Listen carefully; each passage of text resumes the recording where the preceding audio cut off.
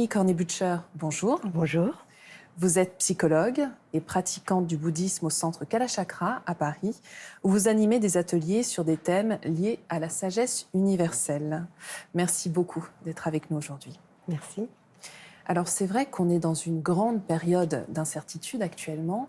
Est-ce qu'on pourrait définir cette notion d'incertitude du point de vue bouddhiste ? Alors, de façon générale, l'incertitude, c'est ce qui n'est pas établi de façon certaine.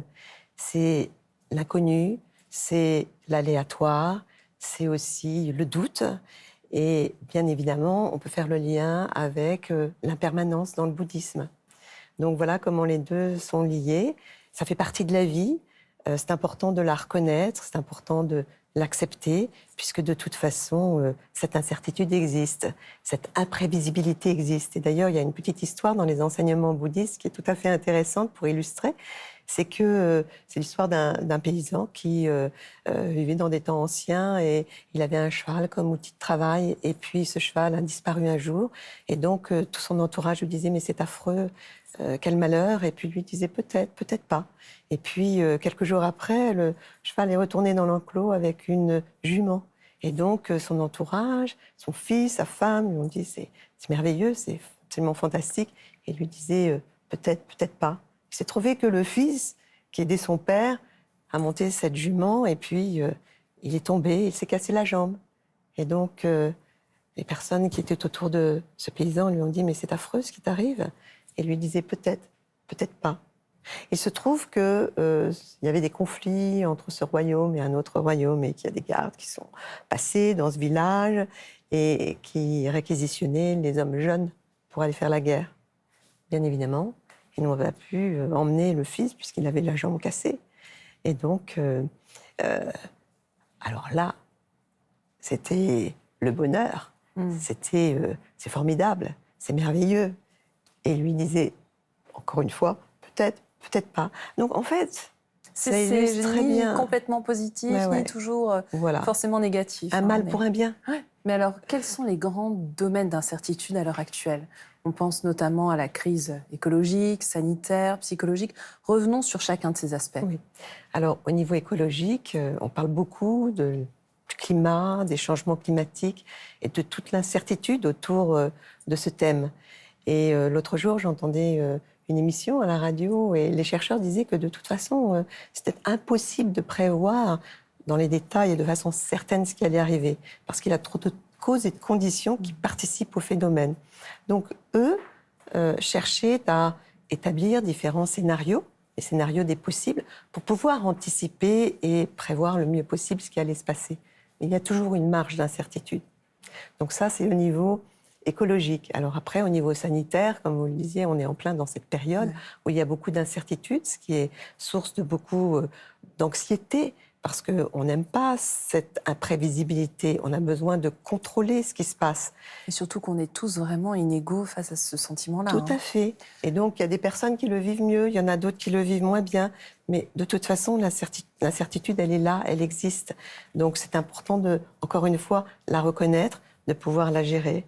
Alors, au niveau économique, on peut penser à la crise de Wall Street il y a quelques années, personne ne l'avait prévue.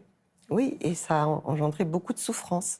Et puis, au niveau psychologique, il y a toujours cette incertitude. On sait effectivement qu'on va tous mourir, mais on ne sait pas quand.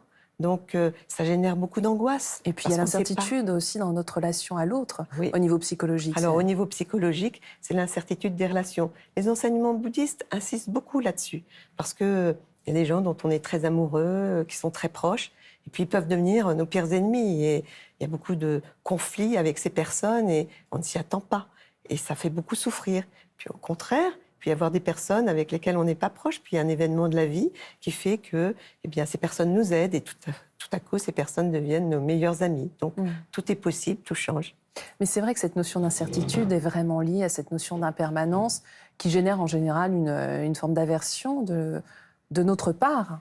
Oui, parce que cette aversion, elle est liée à ce besoin de sécurité que nous avons, ce besoin de prévoir, de contrôler. Et effectivement, avec cette incertitude, on ne contrôle pas grand-chose.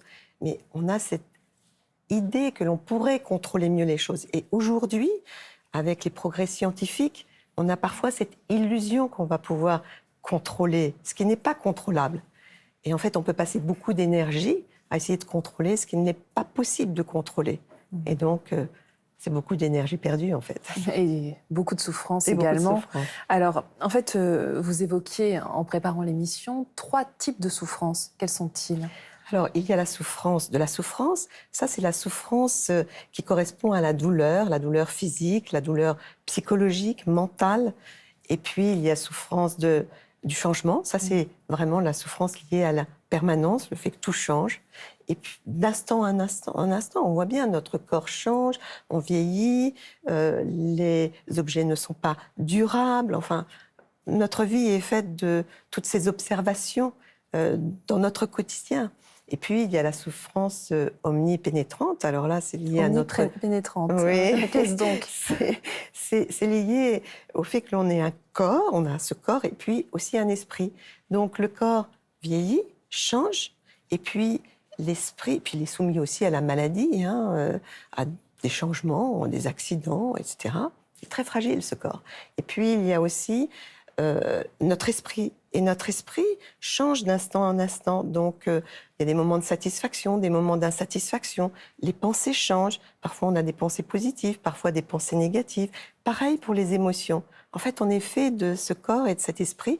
Et donc, cette condition, qui est notre condition humaine, eh bien, nous soumet à cette impermanence et à ce changement continu qui peut être source de souffrance. Mais alors, Virginie Cornet-Butcher, comment vivre avec cette incertitude? Alors, il y a plusieurs façons d'aborder ce sujet. Je dirais que la première chose, c'est d'être conscient de cette incertitude. Et ça va être de la reconnaître. Elle est là, elle existe. On va faire semblant qu'elle n'existe pas, parce qu'on va avoir des surprises. On va pas Il ne faut pas être dans le déni. Non, voilà, exactement. Pas de déni. Une fois qu'on a reconnu cette incertitude, on peut l'accepter. Et l'acceptation, c'est quelque chose de très important pour pouvoir ensuite la gérer.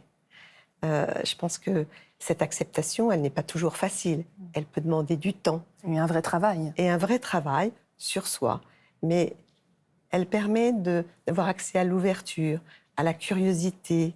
Et c'est Shantideva qui disait, c'est un maître très important dans le bouddhisme, et il disait, eh bien, s'il y a quelque chose à faire, pourquoi s'inquiéter? Et s'il n'y a rien à faire, à quoi ça sert de s'inquiéter? Donc c'est assez intéressant au niveau de l'acceptation. Et puis il y a la curiosité. Regarder les choses avec un œil curieux, savoir que l'on peut apprendre de n'importe laquelle des situations.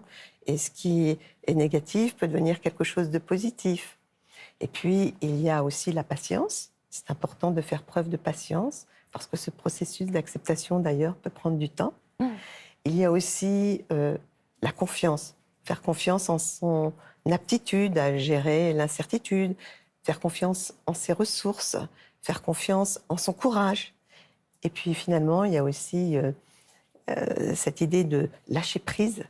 Et Thich Nhat Hanh recommande une méditation, je trouve, tout à fait intéressante. Et il dit, quand vous inspirez, connectez-vous à vos difficultés, par exemple, à l'incertitude, à l'impermanence, à l'anxiété.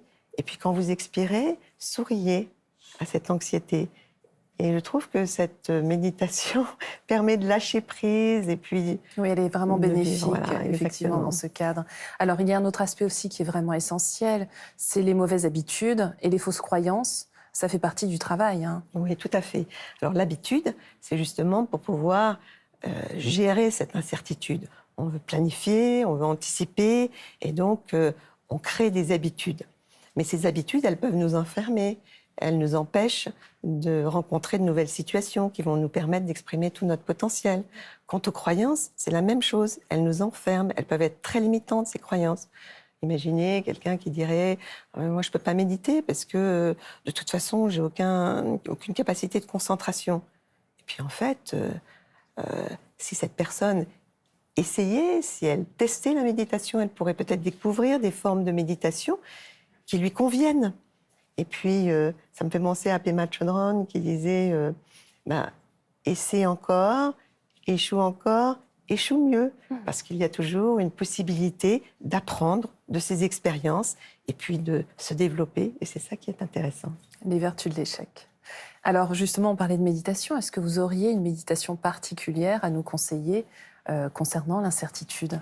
Je pense que la méditation analytique, qui consiste à creuser un objet, à se fixer sur un objet, donc ça peut être l'impermanence, eh bien, cette méditation analytique nous permet de nous familiariser avec un sujet, d'entraîner notre esprit à comprendre ce que c'est que l'impermanence, à voir ses effets sur nous et sur les autres, et puis à s'habituer. Et une fois qu'on est bien imprégné de cette impermanence, on peut la contempler. Et lorsqu'on est confronté à des situations d'impermanence dans la vie, eh bien, on va pouvoir être préparé et réagir d'une façon constructive. Donc ça, c'est un exemple. Il y a aussi une méditation comme le Tonglen, qui est une façon de échanger. Enfin, c'est une méditation sur l'échange entre soi et autrui. Et donc, lorsqu'on inspire, eh bien, on pense à toute la souffrance des autres. Et lorsque l'on expire, on imagine que l'on leur offre tout notre bonheur, toutes nos vertus. Et je pense que ce type de méditation nous permet de nous centrer sur les autres. Et en nous centrant sur les autres, on s'éloigne de notre égotisme, de nos peurs. Et en fait, on est dans l'ouverture. Et ça peut être aussi très aidant. Alors pour conclure, on pourrait dire que l'incertitude finalement présente aussi des côtés très positifs, notamment de solidarité dans ces moments compliqués.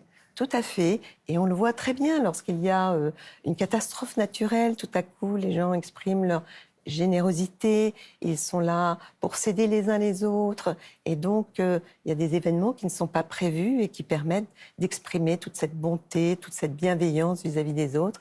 Et donc, derrière l'incertitude, il y a beaucoup de bienfaits. Et de beaux trésors. Et de beaux trésors. Merci beaucoup d'avoir été avec nous aujourd'hui. Je vous remercie. Et si vous souhaitez approfondir ce thème, voici quelques pistes de lecture. Avec tout d'abord Bien-être et incertitude de Pema Chodron chez Pocket Spiritualité. Pour rester serein dans un monde dont nous ne pouvons maîtriser les aléas, il convient de savoir les accepter pour évoluer à leur gré. Telle est, selon cette nonne bouddhiste américaine, une des clés du bien-être. Comment être heureux de Lama Zopa Rinpoché aux éditions Mahayana. Ce petit livre est un véritable trésor. Son volume réduit condense et présente de façon rapidement accessible l'essence de 78 conférences données par Lama Thubten Zopa Rinpoché, l'un des maîtres du bouddhisme tibétain les plus connus internationalement. Le bonheur est entre vos mains de Tsigar Kongtrul Rinpoché chez Marabout.